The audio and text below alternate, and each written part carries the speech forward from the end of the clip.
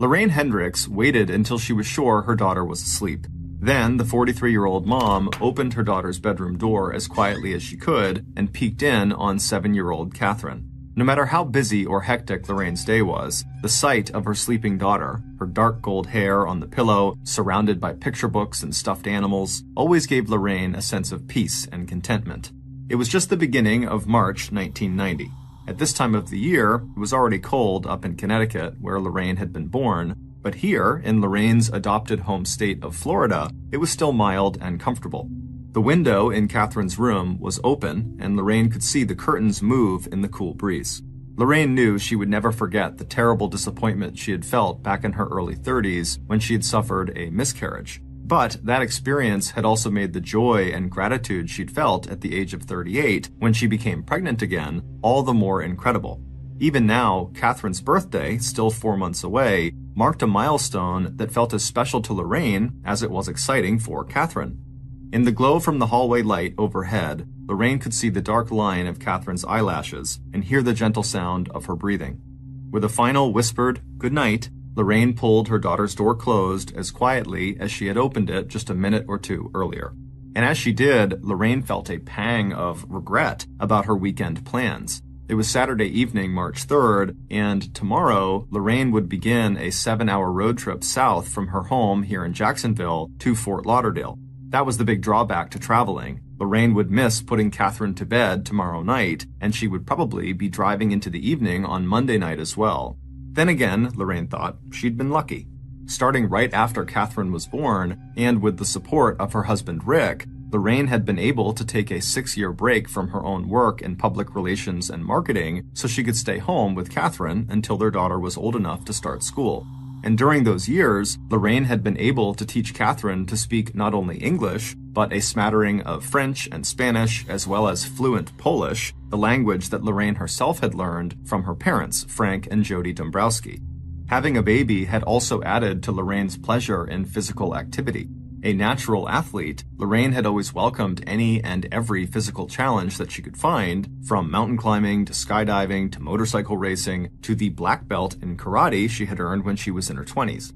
It wasn't long after giving birth that Lorraine was back to running, not only to get fit, but so she could run races again and even marathons. Except now, Catherine was with Lorraine in a stroller or caught up in her mother's arms towards the end of a race to be carried, laughing, across the finish line. Not that life was perfect. Lorraine gave a little sigh as she thought of Catherine's father. After 11 years of marriage, Lorraine and her husband Rick were just weeks away from finalizing their divorce. In fact, one of the reasons for Lorraine's trip south the next day was to arrange for the sale of their condominium, located in the Fort Lauderdale suburb where they lived before Rick had gotten his current job up here in Jacksonville 2 years earlier. But the divorce had been as friendly as their marriage had been. It was just that over time, the two of them, who had married only 6 weeks after meeting each other, had grown apart. And since their separation, Rick had met someone new, and so had Lorraine. The thought of this new man in her life made Lorraine smile. Since opening her own public relations firm a year ago, she'd landed some very big accounts and had made a name for herself. In the past 12 months, she'd helped organize and market some high-profile conventions, festivals, and corporate events, and arranged entertainment with celebrities like Frankie Avalon and Joan Rivers and the Smothers Brothers. And in the course of that work, Lorraine had met the man, also in the entertainment industry, who she believed would one day become her husband and Catherine's stepdad. Except this time, Lorraine was moving slowly. Neither of them felt any need to rush, and right now, they were just enjoying whatever time together they could carve out of their busy schedules. Not that either love or business would squeeze out the other activities in Lorraine's life and in the life she wanted to build for her daughter. Lorraine had always followed her own mother's example, taking time to give back to her community. And Lorraine, also a devout Catholic like her mother, had done just that. Whether it was teaching Spanish language classes at church, or the time she'd spent years ago running self-defense courses for women, or rescuing stray or abused animals. Above all, Lorraine was a people person.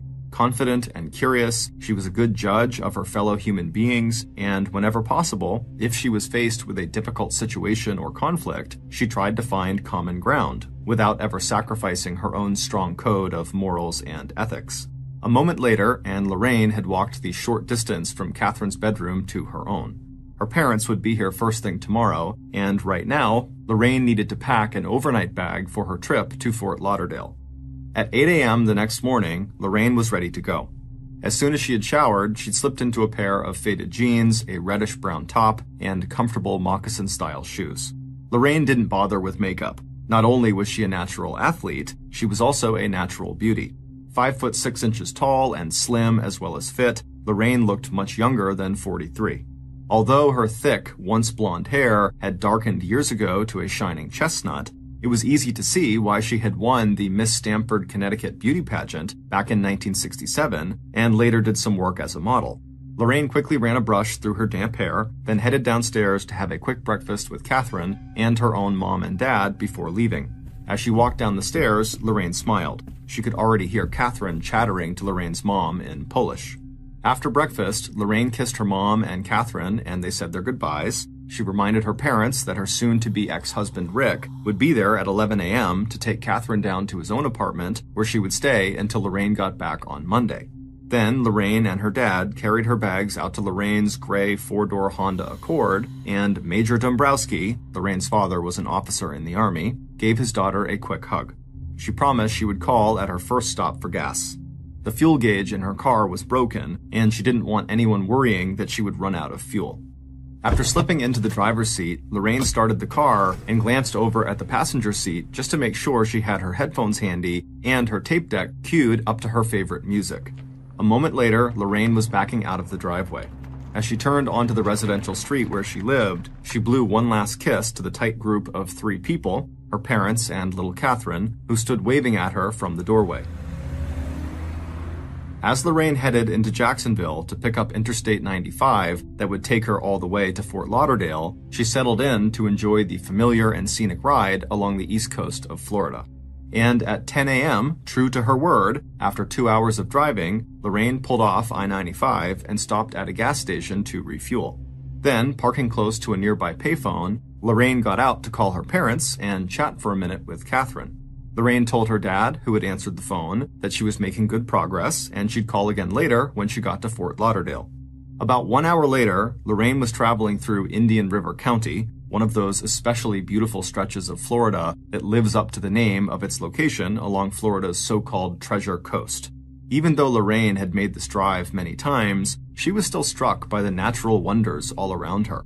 On her way back, she'd be driving alongside the Indian River and the Pelican Island National Refuge. But even traveling southbound on the inland side of the interstate, there was plenty to see, especially since she seemed to have this particular stretch of the highway all to herself. After rounding a slight bend in the road, Lorraine noted the thick palmetto and pine trees that crowded the inside of the wide median strip on her left, and it was also at that moment that Lorraine suddenly became aware of the fact that she wasn't alone on I-95 after all. 4 days later, on March 8th, 36-year-old detective Phil Williams was standing in his now usual place, directly on top of a big red X that had been spray painted onto the shoulder of I-95 near Vero Beach in Indian River County, Florida.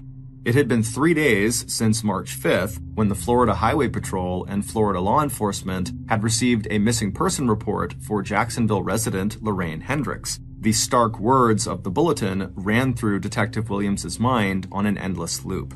Missing adult, endangered, good mental condition, foul play suspected. The first sign that something had happened to Lorraine was her failure to meet up with her realtor early on the afternoon of Sunday, March 4th in Plantation, a suburb of Fort Lauderdale and the location of the condo that Lorraine and her soon-to-be ex-husband owned and that Lorraine was about to put up on the market. By late on that afternoon of March 4th, the phone lines up and down the Florida coast and to every Florida patrol officer's headquarters between Jacksonville and Fort Lauderdale had started humming with frantic calls as Lorraine's family began to realize, with growing panic, that Lorraine seemed to have disappeared into thin air.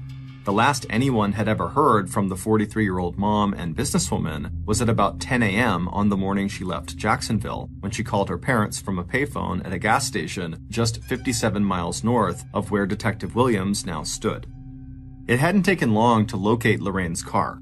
They found it even before the missing person report went out to all law enforcement.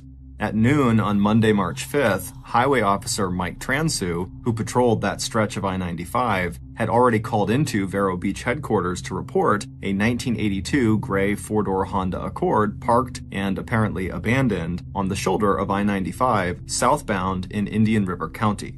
There was no sign of the driver or any car keys, but when officers ran the plates, they discovered that the car was registered to Lorraine Hendricks. Once the car was towed to a police lot where it was searched and fingerprinted, police painted a large red X on the shoulder of the road where they had found Lorraine's car.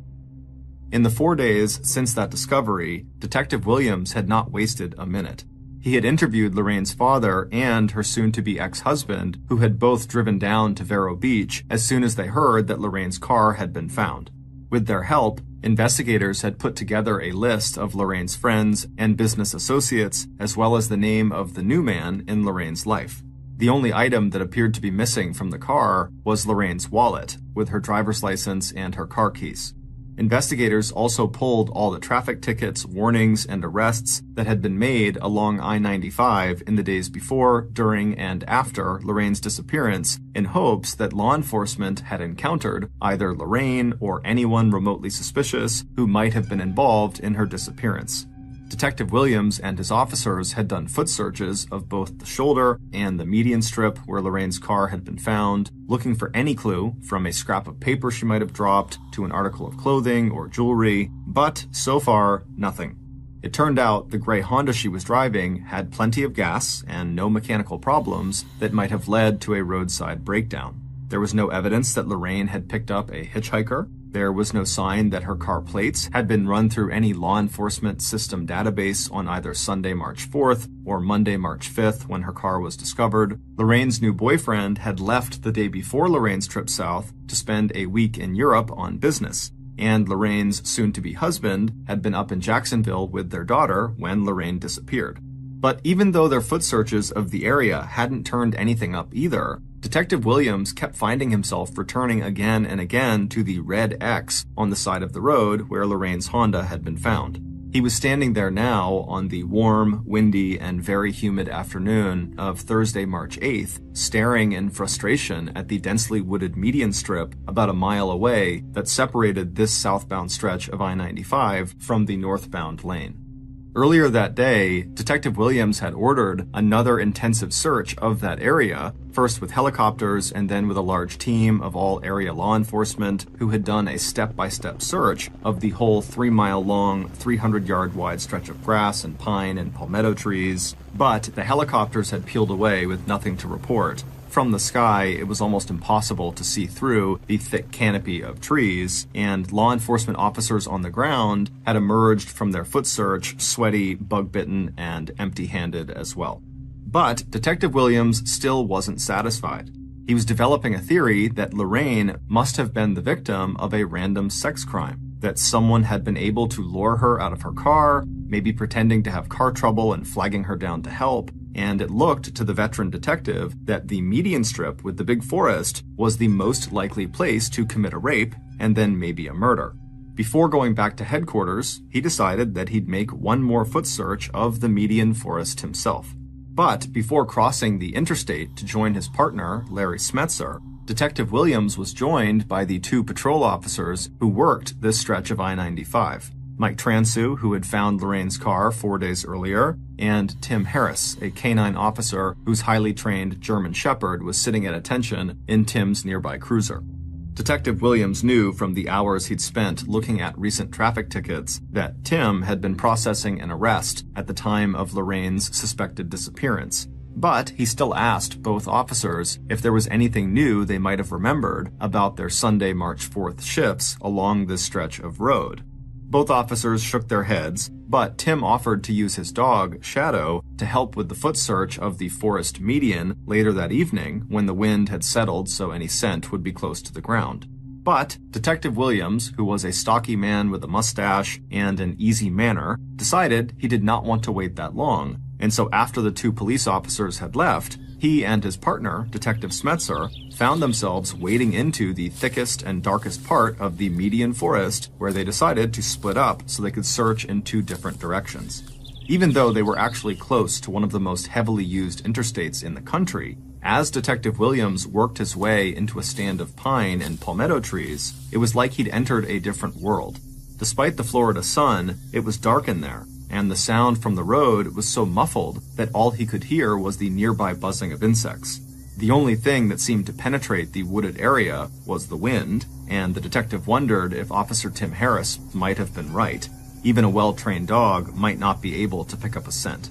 But then Detective Williams felt a shiver of unease as he pushed even deeper into the stand of pine.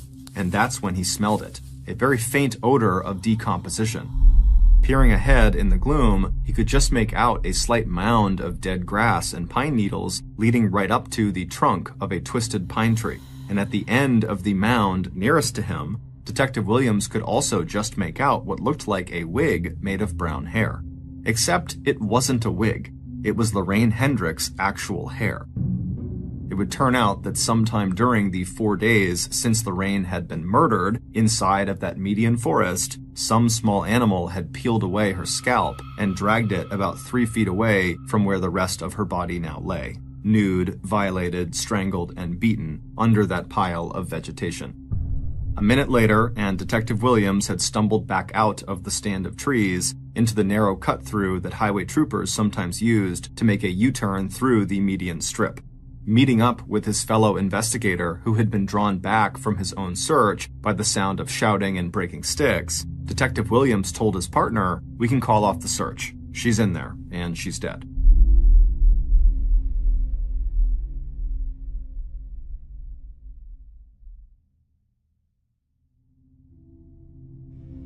By 1:15 p.m. on Thursday, March 8th, the median strip on that stretch of I-95 through Indian River County was crowded with law enforcement and medical personnel. The area around Lorraine Hendrick's badly decomposed body was cordoned with yellow crime scene tape. Except for a single gold hoop earring found near her body, police found no trace of Lorraine's wallet or any of her clothing. By 7 p.m. that night, the Vero Beach medical examiner was conducting Lorraine's autopsy. Time of death was likely Sunday, March 4th, just a few hours after Lorraine had waved goodbye to her parents and Catherine before setting off on what should have been a routine trip to Fort Lauderdale. The next day, newspapers across Florida headlined the story, "Missing Jacksonville Woman Found Murdered." And not only did Detective Williams start receiving hundreds of tips from the public, but he also started hearing about how women all over Indian River County were now deeply scared. One of those women was 27-year-old Sandy Wessendorf, the mother of 2 young children who lived in an isolated area just 10 miles north of Vero Beach and not far from the site of Lorraine's murder. Except that Sandy had actually been feeling scared for a long time. Back in November of 1989, almost 4 months before seeing the headline about Lorraine's murder, Sandy had finally decided it was time to file for a divorce. Bright, beautiful, and completely inexperienced when it came to sex and relationships, Sandy had met her future husband when she was just 16 and he was 21. Although now, looking back to that time, if Sandy was truly honest with herself, she would have to admit that there had been problems right from the start. He had been unfaithful and unreliable, he flirted with her friends, he called her names like slut and bitch, and her mother, who was very close to Sandy and to Sandy's 2 other sisters and 1 brother, just never liked her son-in-law. And that was one big reason why Sandy had kept her marital problems very much to herself. Unlike her mother, Sandy had been sure when she got married at the age of 18 that all those problems would just go away. Because when she did break up with him a year before their marriage, when it turned out he had a second serious girlfriend who also expected to marry him, he had done everything he could to win Sandy back. And as always, Sandy had just found him too charming and handsome to resist. Despite her own popularity and good looks, Sandy was 5'4" tall, slim and fit, with long blonde hair and green eyes. Sandy had never been with another man before falling in love with her husband. So it took her a while to realize that the physical ways in which he controlled her were not necessarily common or normal. There were the sharp pinches on the insides of her arms and her thighs where no one would see the bruises. There was the way he twisted her arm behind her back. and lately how he had put his hands around her throat and told her, quote, "I could snap your neck and kill you right now." The last straw had been Sandy's birthday celebration. He'd planned dinner out for the two of them on September 29th, exactly 1 week before her actual birthday. Sandy had been excited. They hardly ever went out, especially since their first child had been born back in 1983. Sandy still remembered that event. After she had gone into labor and asked her husband to take her to the hospital, he had refused to drop her off at the door of the hospital. Instead, annoyed that she had gotten him up so early in the morning, he had insisted on parking in the visitor's lot. After watching her struggle out of the car, he'd told her, quote, "You're gonna walk, bitch." Their second child had been born 2 years later. But still, Sandy had been excited about the birthday dinner, and the children were excited about spending the evening with other family members. But literally, right after Sandy and her husband had gotten to the restaurant and their food had arrived, Sandy's husband looked up from his plate, stopped mid-chew, and announced that he was seeing another woman. Then he motioned to Sandy's own plate and told her to start eating or her dinner would get cold.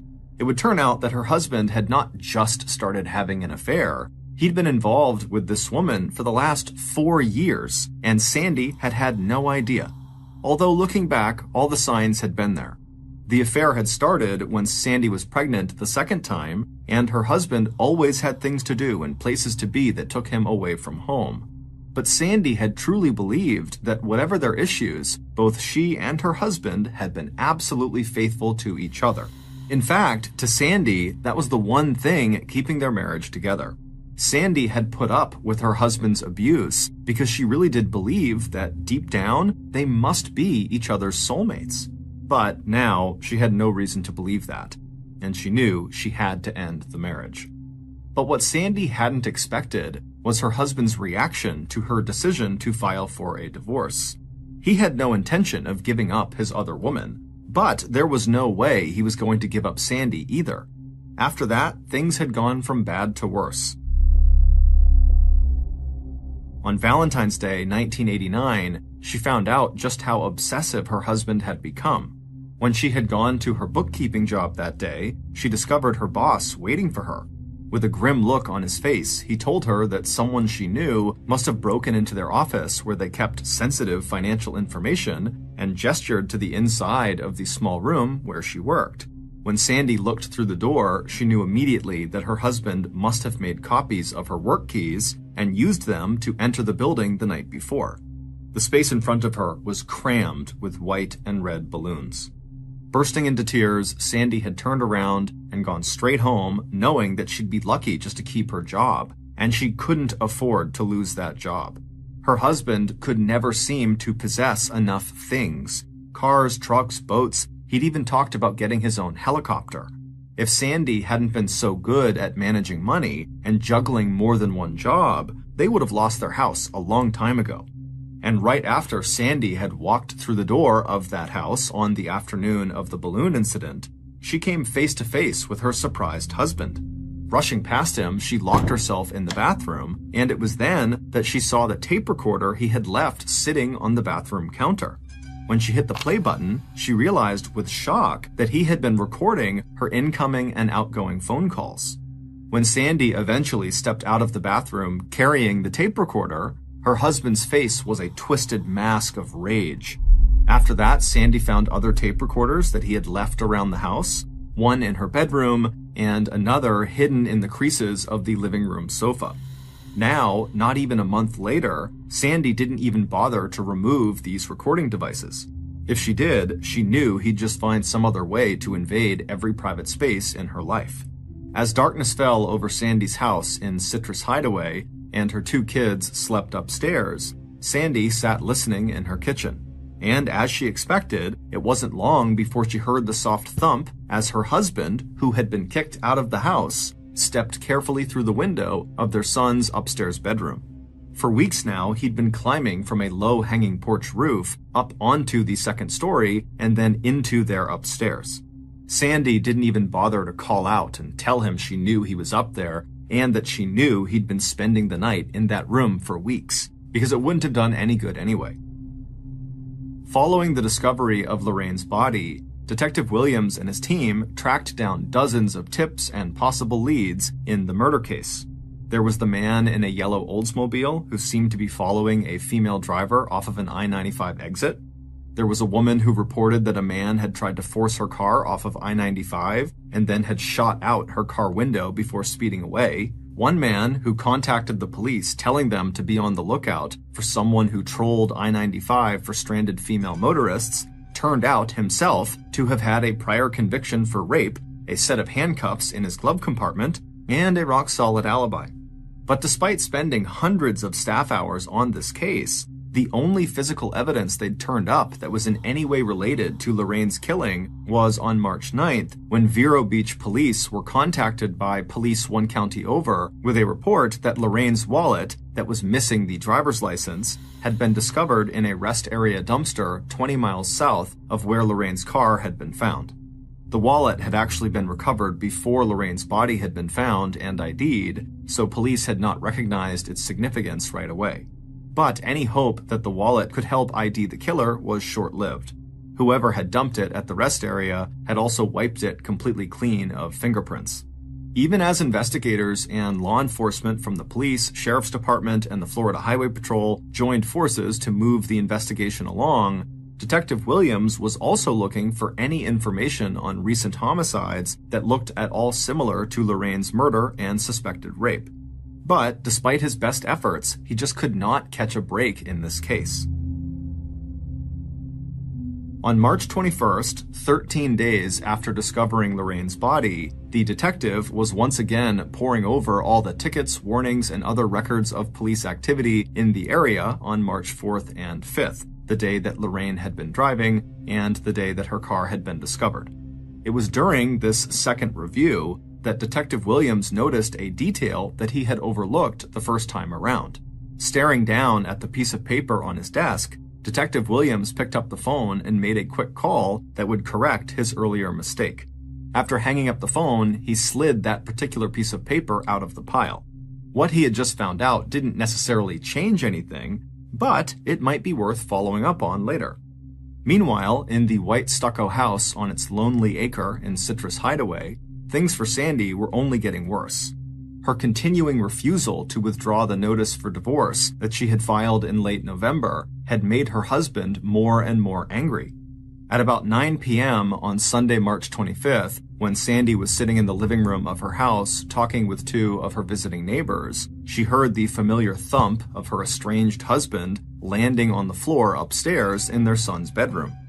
This time, Sandy jumped up and ran upstairs to confront him and told him that if he was going to come into the house, then he should come downstairs because their neighbors knew he was there.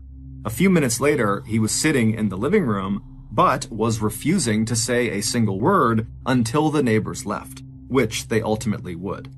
But as soon as the door closed behind the neighbors, Sandy's husband exploded into action. 10 inches taller and 70 pounds heavier than his terrified wife, he grabbed Sandy and dragged her across the room and up the stairs into the master bedroom where he had stashed a black vinyl bag. Reaching in through the open zipper, he pulled out a pair of handcuffs and then turned out the light. Before Sandy could grasp what was happening, he snapped one of the cuffs around her wrist. The click of the lock sent a rush of adrenaline coursing through Sandy's body, and before he could snap the other cuff onto her other wrist, she kicked out her legs from under her and brought both of them falling to the floor. Their 10-minute struggle ended as her husband knew it would, with him gaining control over her. Sandy had managed to keep her husband from putting the other cuff on her other wrist, but when he couldn't cuff her, he had just given up the idea and climbed directly onto her chest, pinning her down with one leg on either side of her. And with her under him, unable to move, he had reached into his black bag and pulled out a gun and pointed it at the side of her head. And then clenching his other hand into a fist, he started beating the carpet right next to the other side of her face. Then he stopped and said, "You are going to take me back." But Sandy, in an act of defiance, shook her head, no. Furious, her husband began hitting the floor next to her head even harder and told her with a menacing look that he was going to do this to her face if she didn't do what he said. And it was at that point that Sandy knew she was not just facing rape or injury. She was facing death. Her husband was going to kill her if she didn't agree to take him back. And so Sandy, who could barely breathe with the weight of her husband on top of her, told herself to stay calm, and then she said, "Okay, I'll take you back." And then, in a rush, she continued in a quiet and soothing voice, telling him that tomorrow they would have a little ceremony, just the two of them, and they would put their wedding rings back on and renew their marriage vows, and he could let her get up now and take off the handcuff and go back downstairs so they wouldn't scare the kids, and so she could get a drink of water. A few minutes later, they were sitting together in the living room. Sandy tried to keep her hands from shaking as she drank the glass of water he had handed her. She could already feel the swelling around her wrist from where the metal handcuff had been. Suddenly, her husband stood up from his seat on the sofa. Without saying a word, he started to pull off his shirt and then unzip his corduroy jeans. Sandy turned her head away, feeling her whole body tense in fear and revulsion at the sound of that zipper. But when she looked back at her husband, the air suddenly seemed to be sucked out of her lungs, because the man staring back at her with dark, hungry eyes was wearing a pair of women's tan pantyhose and women's black lace underwear with a sheer panel in front. 2 days later, on March 26th, Detective Williams got several new pieces of information that would eventually break the stalled investigation into the murder of Lorraine Hendricks wide open. Sitting at his desk that Monday morning, the detective pulled out that piece of paper he had set aside 5 days earlier. It was a traffic ticket about a warning someone had been given. He read the information on it again and tracked down the phone number of the driver who had been given the warning on the morning of Sunday, March 4th, while driving over the speed limit on I-95 through Indian River County. Then he picked up the phone and placed a call. Later that same day, Detective Williams got a report about a domestic violence complaint that had been filed the day before at the nearby Sebastian Police Headquarters. That evening, Detective Williams picked up the phone and made several more calls. One of them was to a terrified young woman named Sandy Wessendorf, who agreed to meet with him the next day, Tuesday, March 27th, in the parking lot of a nearby high school. Based on those phone calls, the meeting with Sandy, the medical examiner's report, and the eventual confession of Lorraine's murderer, here is a reconstruction of what police believe probably happened to Lorraine Hendricks on the day she was killed.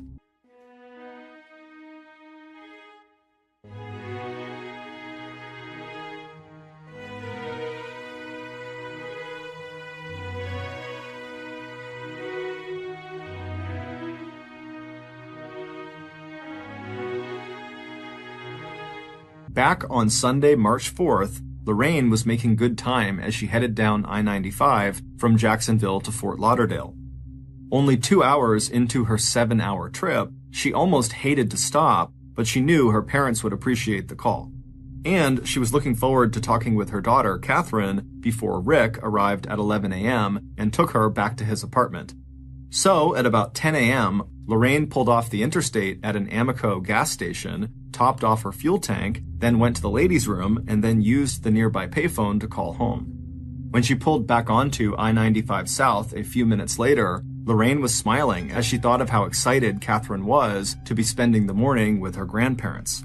And this next part of her trip through Indian River County was especially beautiful. So Lorraine put on her headphones and she bumped the volume up on her music, and she settled in for a long stretch of driving. About an hour or so later, Lorraine was driving around a slight curve on I-95 with a thickly wooded median on her left. She was just thinking about how empty the road was when, out of nowhere, she saw a police cruiser appear in her rearview mirror. Instantly, her eyes dropped to the dashboard, and she was relieved to see that she was driving roughly the speed limit. But when she glanced in her rearview mirror again, she was surprised to see that the highway trooper had his lights on and was clearly waiting for her to pull over onto the shoulder. This wouldn't be the first time that Lorraine, who was often teased for driving too fast, had been stopped by police. But she was calm. As the daughter of an Army major, she had been raised to be both respectful and professional when it came to officers in uniform. So even though she wasn't sure why she had been stopped, she parked her car on the side of the road, she took off her headphones, and by the time the highway patrol officer had reached her window, she had taken out both her driver's license and her car's registration. But almost as soon as she looked up at the tall, muscular officer in his beige Stetson hat, Lorraine felt a sense of alarm. He seemed agitated, and when he leaned down to look through her window, she felt his eyes crawling all over her. Later, when he had forced her into his cruiser and driven into the cut-through of the median strip, Lorraine still thought she could save herself. But the German Shepherd in the back of the cruiser was terrifying with its low growl and bared teeth. And when the man had dragged her out of the cruiser, slamming the car door behind her, her relief at being away from the dog instantly changed to a different kind of fear. Even with her now rusty skills in self-defense, Lorraine was completely off balance, and before she could even react, her attacker was dragging her deep into the thickest part of the median strip forest, into a stand of pine and palmetto trees with a canopy of branches and leaves that was so thick even the bright Florida sun was blotted out. And now the man was talking to her like she was someone else, his wife, a woman he called Sandy, who apparently was threatening to divorce him. But he would never let that happen. Undoing his belt and unzipping his pants, he shoved Lorraine down on the ground. Even as Lorraine tried to talk to him, to tell him she understood he was hurting, that she was not the person he thought she wasn't Sandy.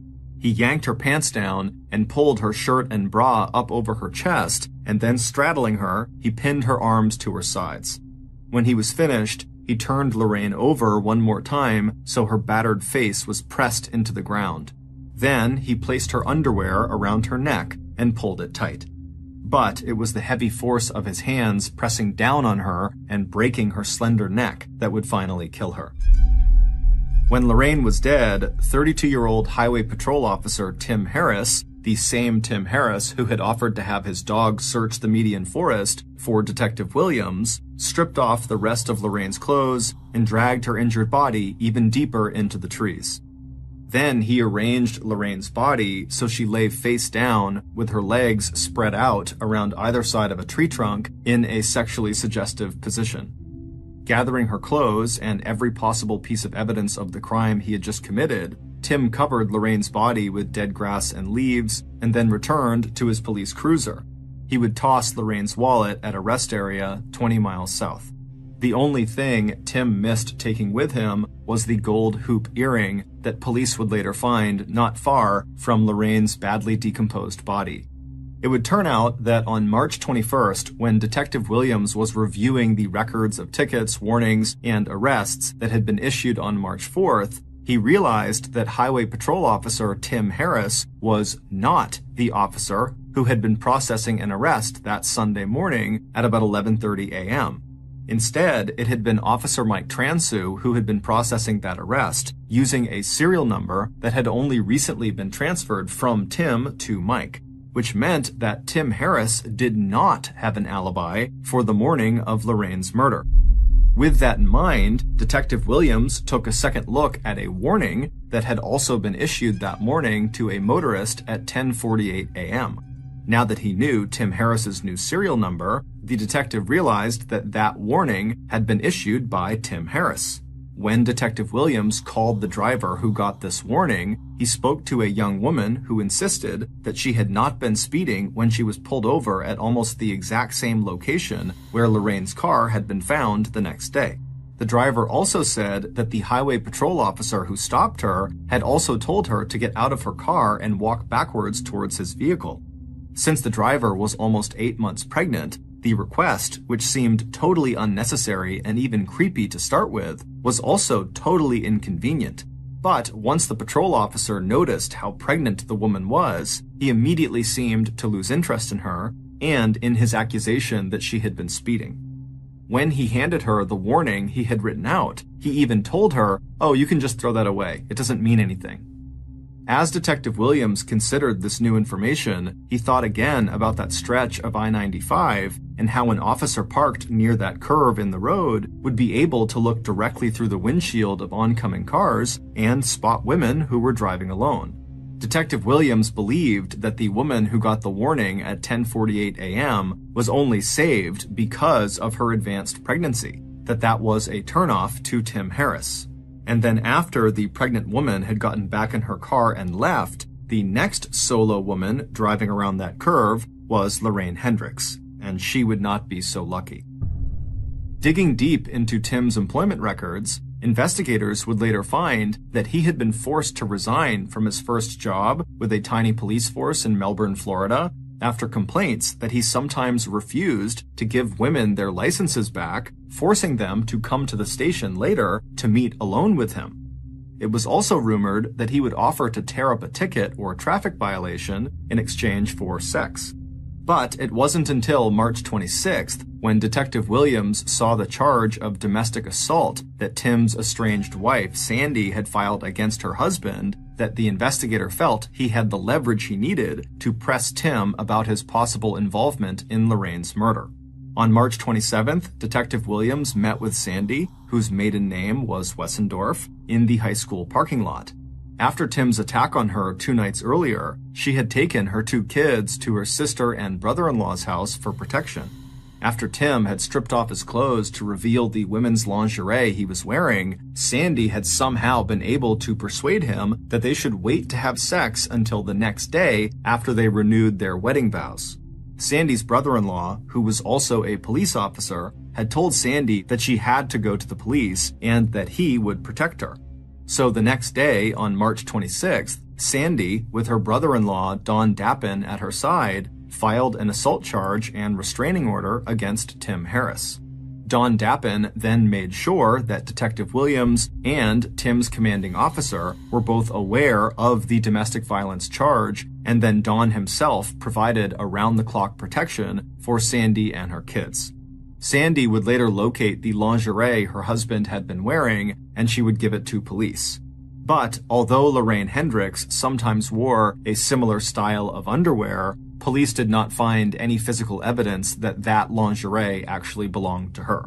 On April 7th, 1990, almost 1 month to the day that Lorraine's body was found in the median strip along I-95, Tim Harris confessed to her murder. Despite the medical examiner's report that showed that Lorraine had probably been beaten severely around her head and shoulders, Tim would insist it was Lorraine who had begged him to have sex with her. He told investigators that she had been a nice person who sympathized with his anger over his wife divorcing him. At some point, he seemed to have snapped, and the rage he felt towards Sandy, he transferred to Lorraine. Tim Harris insisted that he couldn't remember exactly when or why he had posed her dead body so suggestively around the trunk of the pine tree, any more than he could remember having forced Lorraine into his cruiser, commanded his dog to attack if she resisted, and then dragged her out of the cruiser and into the thicket of pine and palmetto trees, where he raped and killed her.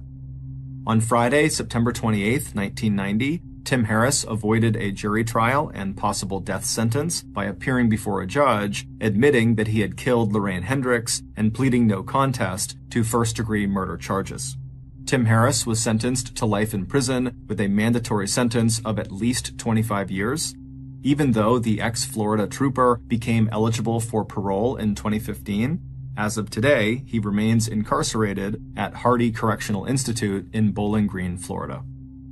Thank you to crime writer Ann Rule, whose 1994 book, titled You Belong to Me, was our major source of information for writing this podcast.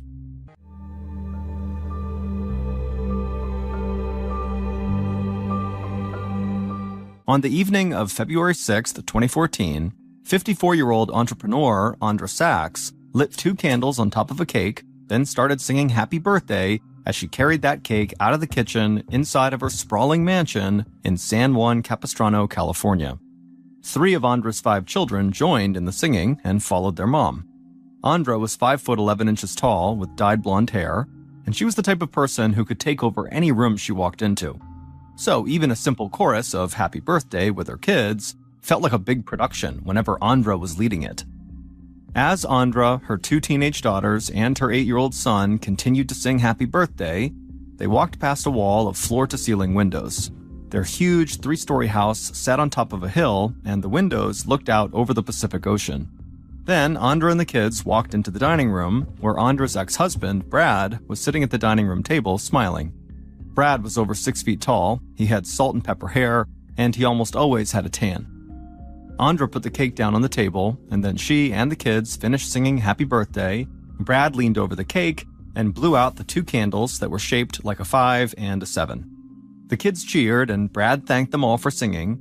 Andra smiled at Brad, but she noticed he was hiding his hands just below the dining room table. She knew why Brad was doing it. It was because he didn't want the kids to see the tremors that were making his hands shake. 2 years earlier, Brad had been diagnosed with Parkinson's disease, which is a disorder of the central nervous system that can include symptoms like muscle stiffness, loss of balance, and tremors. And recently, Brad's symptoms had gotten worse. The kids knew their dad was dealing with Parkinson's, and so they were used to the changes in his movement that the disease could cause. But that night, Brad was celebrating his 57th birthday, and he just wanted the kids to have a good time and not worry about him. So he kept his hands out of sight while Andra cut up pieces of the cake and handed them out to the kids. Then Andra sat down next to Brad at the table, and she rubbed his back. Andra watched the kids laughing and eating their cake. Then she told Brad she wished their 2 oldest sons, who were away at college, could have come home to visit for his birthday so the whole family could be together. Brad said it was all right, and he pointed out that before they knew it, the girls would go off to college, and their 8-year-old boy would grow up, and it would just be the 2 of them together most of the time, like it had been at the beginning of their relationship. Andra and Brad had met almost 25 years earlier when they were both starting out as entrepreneurs in the growing tech industry. They were both very smart, and they had great minds for business, but other than that, they seemed like they didn't have much in common. Andra had grown up without a lot of money.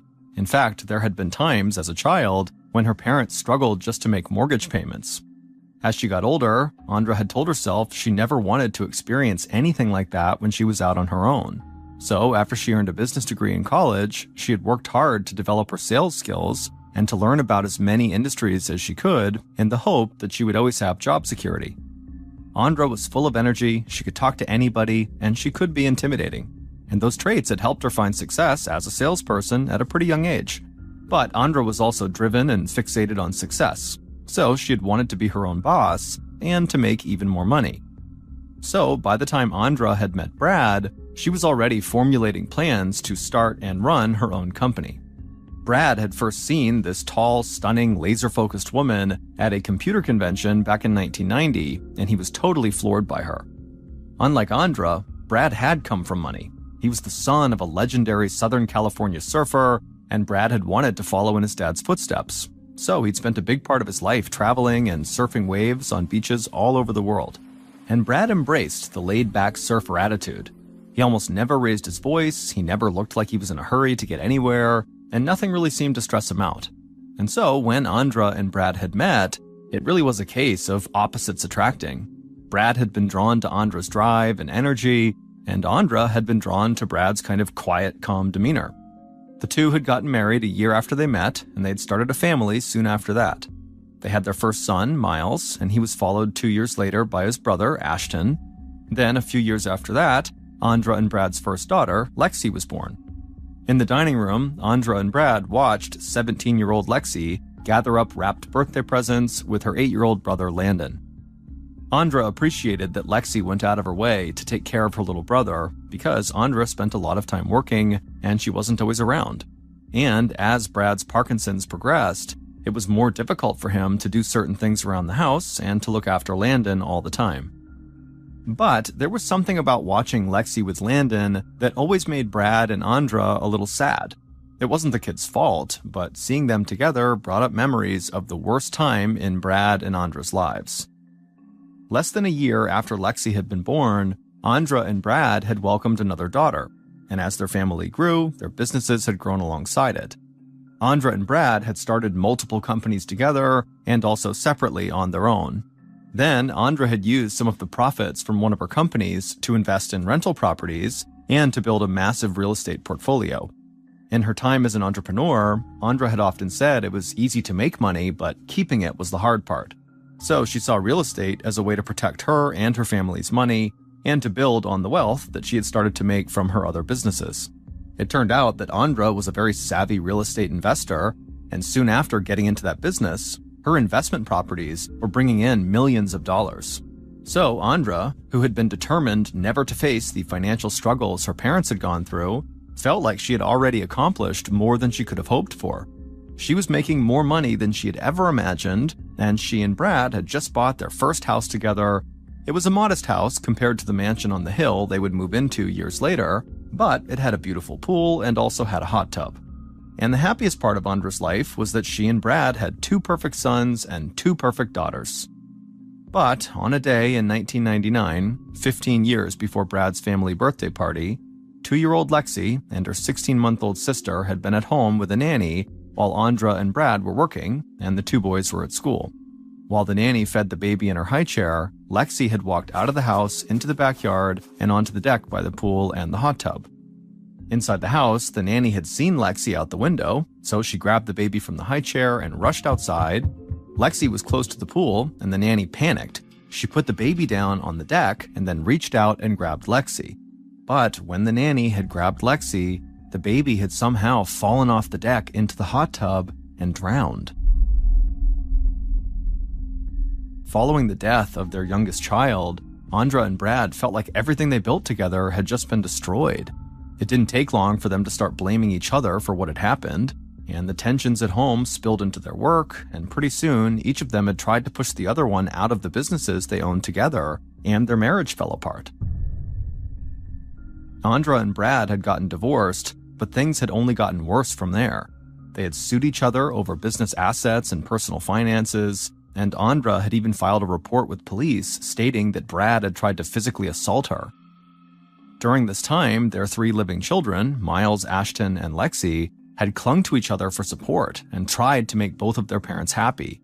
Miles, the oldest, had seen himself as the one in charge, the one who was responsible for taking care of his younger siblings, and the other kids followed Miles's lead.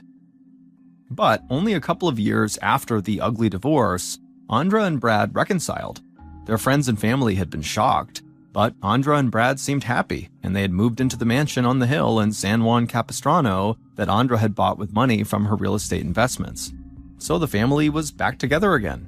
And then Andra and Brad had expanded the family by adopting Landon and his older sister. But after the divorce, Andra had sworn she would never share her money with Brad again, so she and Brad had not gotten remarried, and the house and most of the family's assets were still under Andra's name. In the dining room, Lexi and Landon brought in one final birthday present for Brad. It wasn't wrapped, but it had a bow on it, and when Brad saw it, he lit up. It was a large water bicycle designed to let him ride the ocean waves while sitting on top of it. Parkinson's disease had taken surfing away from Brad, but now, with this water bicycle, he'd be able to get back in the water. He thanked the kids for the great birthday party, then he turned to Andra, gave her a kiss, and thanked her for the incredible gift.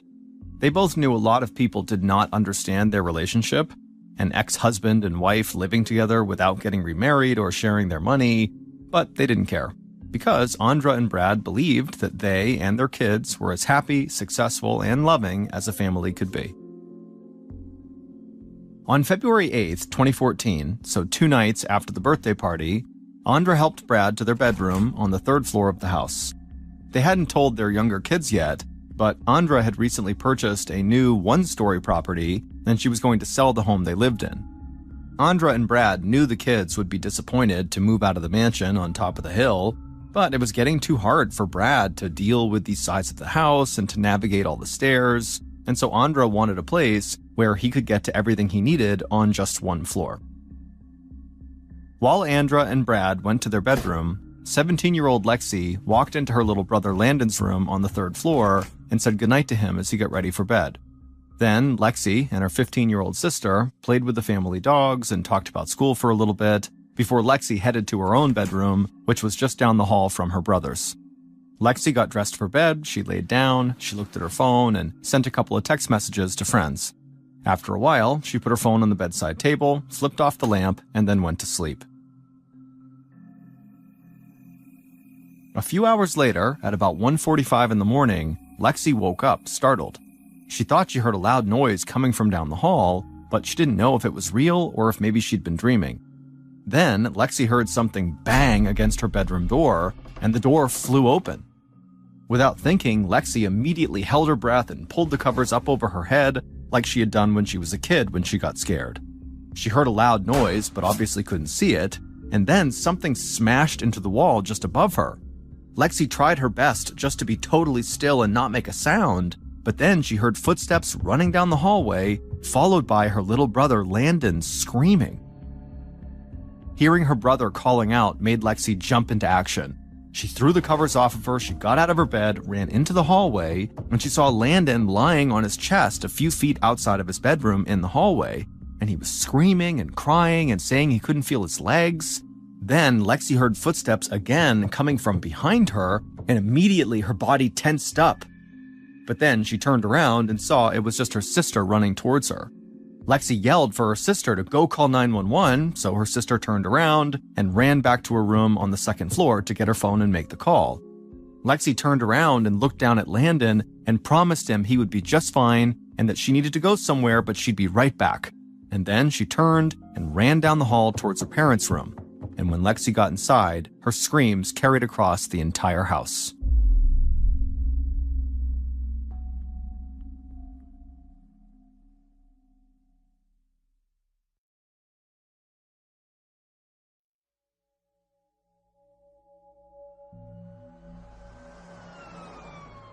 "45 minutes later, at about 2:30 in the morning, detectives Justin Montano and Mike Thompson of the Orange County Sheriff's Department drove past a set of large palm trees as they headed up the hill towards Andra and Brad's house. The house was surrounded by a wall with a gate, but the gate was open. Detective Montano drove through the open gate, and he and Thompson saw an ambulance and several squad cars parked out front. The detectives stepped out of their car and looked up at the 3-story mansion. Both of these detectives had handled cases in similar Orange County neighborhoods, but they were still taken aback by some of these huge multi-million-dollar properties like the Saxes house.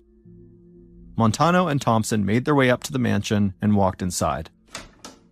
One of the first officers who had arrived at the scene met them and led them through the foyer to a large staircase and up to the 3rd floor. Montano and Thompson walked down the 3rd floor hallway past Lexi's bedroom, and they saw members of the forensics team examining spots of blood on the floor outside of Landon's room. The detectives followed the officer to the main bedroom at the end of the hall. The door was open, so before they even stepped into the room, they could see inside, and they could see there was blood covering the back wall. And they could see there were 2 bodies still lying in the bed. They were Andra and Brad, and they both were deceased. Montano thanked the officer for leading them to the bedroom, and then he and Thompson stepped into the room and walked towards the bed. Neither of them could get over the amount of blood that was covering the sheets. Montano thought this looked more like a gangland hit than a typical homicide. A ballistics expert waved the detectives over and showed them multiple bullet casings he'd already found in the room, but there was no murder weapon left at the scene. Montano went back to the officer who had led them to the bedroom and asked him what he and the paramedics had found when they first entered the house. The officer said the victims' 3 children who lived in this house had all gathered in the hallway right outside of their parents' bedroom.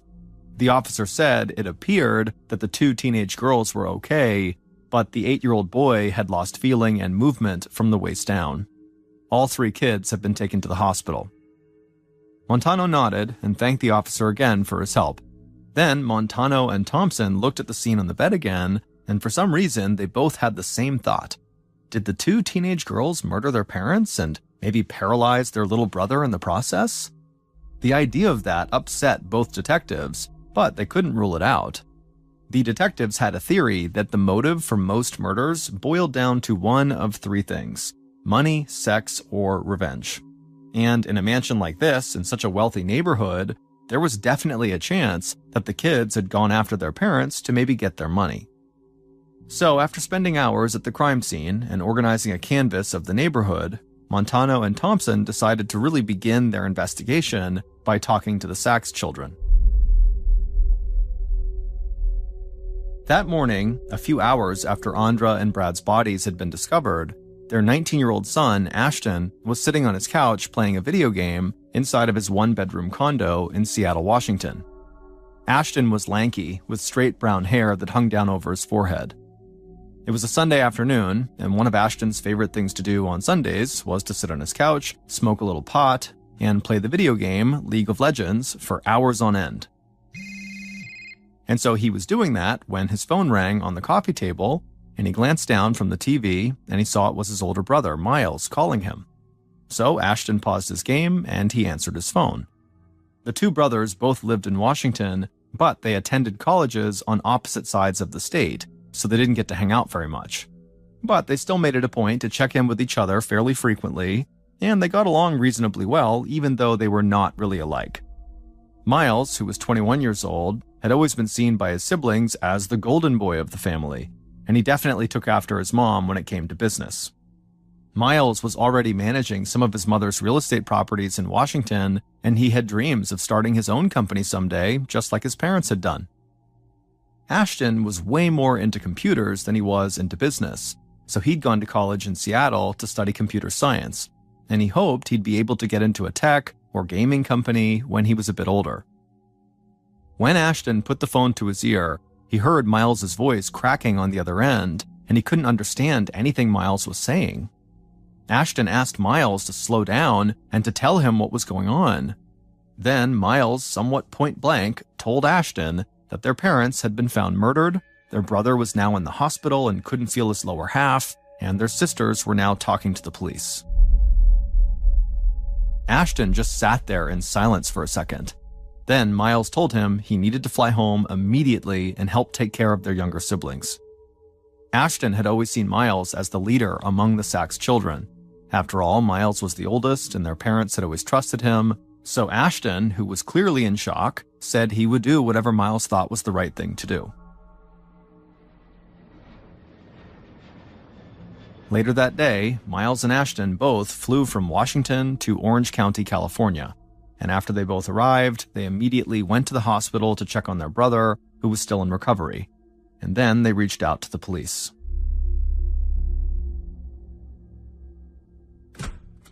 Several hours after they had arrived in Orange County, Miles and Ashton, the two oldest Sachs children, sat down in an office at the sheriff's station to talk to Detectives Montano and Thompson. Miles was significantly taller than his brother Ashton. He wore a dress shirt and slacks, and he had brown curly hair. Earlier that day, Montano and Thompson had talked to the boys' sisters, and they still considered them suspects, but police didn't have any evidence to hold them at that point. So the boys had gotten to see their sisters earlier, which made them feel a bit better than they had when they had left Washington. At the sheriff's station, Miles and Ashton looked like they were doing their best to hold everything together. But Montano and Thompson could tell, underneath their kind of tough exterior, they both seemed exhausted, and the detectives had no idea what they were going through after all they were hit with that day. So the detectives started by thanking the brothers for coming in, and then they gently asked them, where they had been when the rest of the family was at the house. Miles and Ashton explained that they had been in Washington, where they both went to college. Then Montano asked the brothers if they could think of anyone who might have had a grudge against their parents. Miles and Ashton looked at each other, and Miles nodded, and Ashton nodded back. It was like one of those moments where siblings can say a lot to each other without actually saying anything. Miles took a breath and then looked at Detective Montano and said there was a long list of people who had it out for their parents. A look of surprise came across both detectives' faces. In the short time they'd been working this case, everybody the police had talked to made it sound like Andra and Brad were very well liked and admired by just about everyone. But Miles said that just wasn't the case. He told detectives that his mother's very aggressive way of doing business had led her to make a lot of money and a lot of enemies over the years. There were investors who felt like Andra had cheated them out of money, there were clients who felt like she had ripped them off, and there were tenants in some of the rental properties Andra owned who believed she was an evil landlord. Miles thought most of the people who were angry at his mom were really just jealous of her success, or that they didn't understand how business worked. But once those people believed Andra had wronged them in some way, there was just no changing their minds. Then Montano asked if Miles or Ashton could name any particular person that was one of Andra and Brad's potential enemies. And Ashton said they would actually need a couple pieces of paper to be able to list everybody. By the end of the interview, Miles and Ashton had provided police with 2 pages filled with the names of previous business associates and renters who might have wanted to harm their parents. So detectives Montano and Thompson immediately went back to their theory that most murders are about money, sex, or revenge. Their first instinct had been that one of the Sachs kids might have wanted to get their parents' money, and so that was why they attacked them. But now, looking at all these names on these 2 pages, the detectives started to think that it was very likely that Brad and Andra might have been killed by someone who was out for revenge.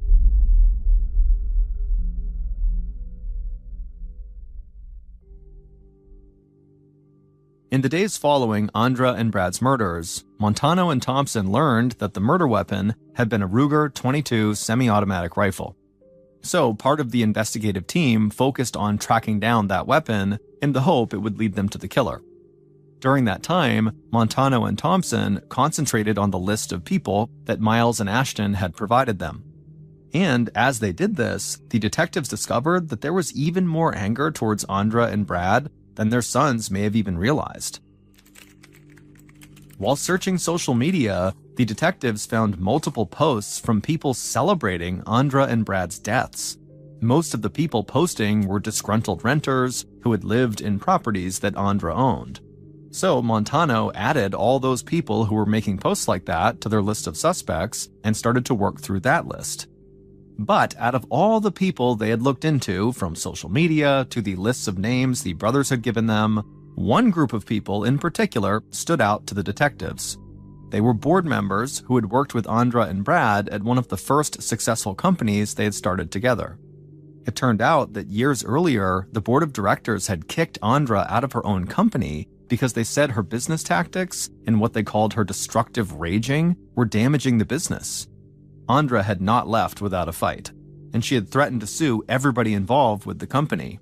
And so finally, the board had just given her a payout of $9 million to walk away quietly.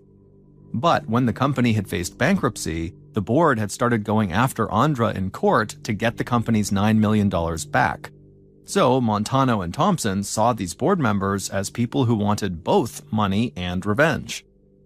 The detectives met with individuals from the board, and they almost all said the same thing. They thought Andra was a terrible person to do business with, but they were horrified by what happened to her and her husband and her son. Those interviews also led to a list of even more past business associates who had grievances with Andra and Brad. And so Montana and Thompson felt like they really were just swimming in names of potential suspects, and they still hadn't even ruled out Brad and Andra's daughters. The investigative team was willing to methodically go through the entire suspect list if necessary, but Montano and Thompson believed if they could just track down the murder weapon, they could propel the investigation forward a lot faster. So they started to delve into the cell phone records of everybody they thought could possibly be connected to the murders. And they caught what looked like a huge break.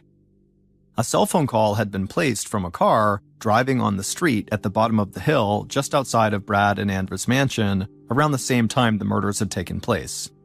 But, just like the murder weapon, the car that the phone call had been made from seemed to have vanished. About a week after Andra and Brad's murders, 4 of their 5 kids, so all the siblings minus Landon, who was in the hospital, stood huddled together at the front of a church in between their parents' coffins. Over the past several days, those 4 siblings had barely left each other's sides, and they had spent most of their time with their little brother, Landon, in his hospital room, until they had finally gotten the good news that Landon was going to live. However, doctors said he would not walk again. At the funeral, Miles, the oldest sibling, spoke first about his unique relationship with his mother. He called her Andra and not Mom because he felt the connection they shared went beyond that of just mother and son. They were also friends and business partners, and Andra had always treated him as an equal. After Miles spoke, he went back over to his sisters and wrapped his arms around them. He was much, much taller than both of them, and so it almost looked, as they were standing there, like Miles was their father and not their brother. Then Ashton, the other brother, stepped forward and took a piece of paper out of his pocket, and as he read the eulogy from this piece of paper, you could see his hands shaking. Ashton spoke about how lucky he had been to have parents like Andra and Brad, but for most of the time that Ashton spoke, he spent his time talking about his little brother, Landon, and how whoever had done this had robbed an 8-year-old boy of the chance to grow up with a mom and dad, and how they had also robbed him of the use of his legs. It was just so tragic. After Ashton had finished talking, people in the church were openly sobbing as they offered condolences to all the kids. And even though those people knew the family had money, they wondered who would take care of the kids, and how they would ever move on from what had just happened to their parents. In the days following the funeral, the other Sachs siblings began to notice a change come over Miles. It was like he stopped being a normal older brother and switched into business mode like they had seen their mom do before. Miles met with authorities so that he and Ashton could obtain legal guardianship over their younger siblings. Then he moved all of the kids out of the mansion on the hill and into that one-story home Andra had bought with the intention of making Brad's life a bit easier. The other kids were angry about the move, but Miles said it was the right financial choice to make. This way, he could complete the sale of the mansion like his mom had intended, and the family would make millions of dollars. The kids were confused and upset, but they'd always looked up to Miles, and he seemed to have a clear plan, and he assured them that everything he was doing was in their best interest. So, in the span of a couple weeks, the Sachs kids had lost and buried their parents, and had moved out of their beloved house, and the younger kids had started having to answer to their own older brother, Miles, as if he was their parent. While Miles tried to get the family situated in their new home, he also reached out to his parents' lawyers to make sure he would have control of Andra's rental properties. Again, Miles said everything he was doing was just to make sure the rest of the kids would be taken care of and that they wouldn't have to worry about their financial futures now that their parents were gone. But even some of the kids' aunts and uncles thought Miles's behavior following the death of his parents was very bizarre. They understood that he did have a lot in common with Andra when it came to doing business, just being really aggressive and straightforward, but it almost seemed like he had already moved on from grieving, which just seemed impossible. Miles's actions didn't go unnoticed by police either, so Montano and Thompson returned to the idea that maybe money had been the motive for murder, and they wondered if maybe Miles had killed his parents just to get a hold of their financial assets and their companies.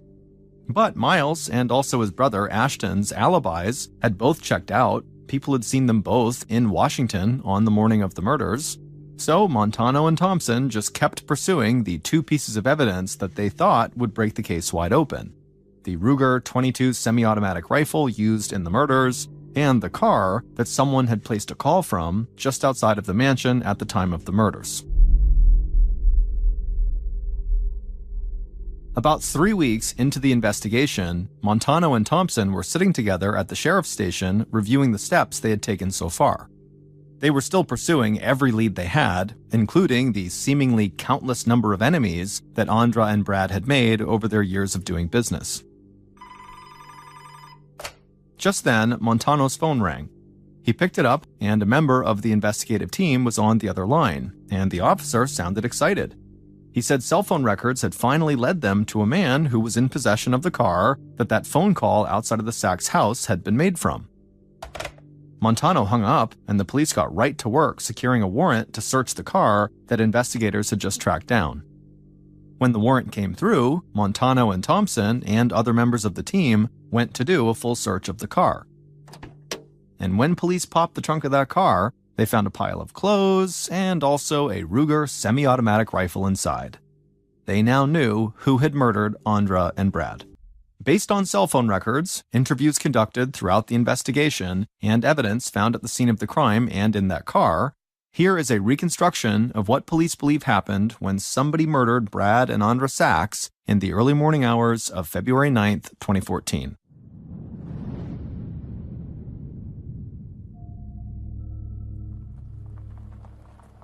At 1:30 a.m. on February 9th, the killer drove their white Toyota Prius slowly down the road at the bottom of the hill right below Andra and Brad's mansion. The Prius didn't make much noise, but the killer didn't really need to worry about being heard or seen anyway, because the Sachs' mansion was totally secluded, and it sat on an acre of land, so nobody really lived that close to them. The killer parked the Prius at the bottom of the hill and stepped outside. There was a light, cool breeze coming off the ocean, and it was a very mild 60 degrees Fahrenheit. The killer wore jeans, a t-shirt, and gloves, and they had a knit hat pulled down almost to their eyes. The killer then walked around their car, opened the trunk, and pulled out a loaded Ruger semi-automatic rifle with a sling on it. The killer slung the rifle over his shoulder, closed the trunk, and then began walking up the hill towards the mansion. The moonlight shone through the palm trees, and the killer could hear waves crashing on the beach nearby. Everything felt so calm, but the killer's heart was pounding in their chest. The killer reached the top of the hill and came to the wall that surrounded the front of the house. The killer stretched out their arms and grabbed the top of the wall and then pulled themselves up and climbed over it into the front yard. The porch was lit, but the rest of the house looked dark. The killer stayed low and ran to the front door. They opened the door and walked into the large foyer in the front of the house. The huge windows allowed enough light into the house for the killer to clearly see the staircase leading up to the third floor. But the killer didn't move. Instead, they just stood there silently for several minutes. And then the killer began to pace around the first floor, deciding what to do next. Finally, after the killer had been on the first floor for nearly 15 minutes, they took a deep breath, they unslung their rifle, and marched upstairs to the third floor. The killer walked quickly down the hallway of the third floor towards the main bedroom. They hesitated when they reached the closed bedroom door. But after taking a breath to steady themselves, the killer reached down with one hand, they opened the door, they stepped into the open doorway, raised their rifle, and began to fire. Bullets riddled Andra and Brad while they slept, and blood spattered the walls and soaked the sheets. The killer had fired almost 25 bullets into the room before they stepped back out of the doorway. But when the killer stopped shooting Andra and Brad and they turned around, they saw a little boy running the opposite way down the hall. So the killer just raised the rifle again and fired off 2 shots, and the boy fell to the ground. Then the killer walked further down the hall, past the boy who was now writhing in pain on the ground, and came to another closed door. They kicked the door open and fired a shot blindly into the dark room. That bullet struck the wall just above the bed where 17-year-old Lexi was hiding under the covers. Then the killer heard the little boy he had shot screaming in the hall right behind him, so the killer just slung the gun on their back again, ran down the hall, and flew down the stairs. The killer reached the first floor, their head was pounding, their ears were ringing, and they were out of breath. But they heard movement on the floors above them, so they ran out the front door and across the yard. They reached the wall, pulled themselves up, and climbed over it. Then they ran down the hill, back to their car. The killer opened the trunk, took the rifle off their back, and chucked it inside. They pulled off their knit hat as well, and tossed it in with the gun. Then they took off all their clothes and chucked them in the trunk, and then grabbed some fresh clothes from the trunk and put those on. Then the killer hopped into the driver's seat of the Prius, started up the engine, and hit the gas. Then, as they were driving away from the house, the killer grabbed their cell phone from the passenger seat and made a quick call. The killer's head was still pounding, and they still felt like they couldn't breathe, but they knew their night was not over yet. So the killer tried to focus. They drove across town to an apartment building and pulled the Prius into a parking garage. They parked, got out of the car, and then walked a few minutes towards a major street nearby and found a cab waiting for them. The killer climbed inside, and the cab drove them to the airport.